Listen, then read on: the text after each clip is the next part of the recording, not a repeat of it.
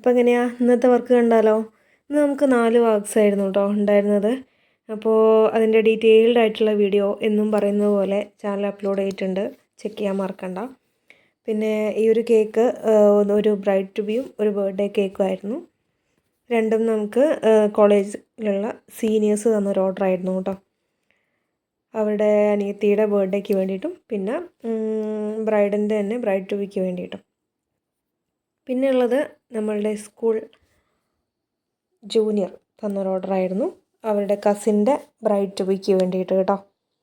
ഇതൊരു കളറ് ഞാൻ സ്പെസിഫൈ ചെയ്യുന്നില്ല, അത്യാവശ്യം നല്ലൊരു ബ്രൈറ്റ് ആയിട്ടുള്ള കളറായിരുന്നു.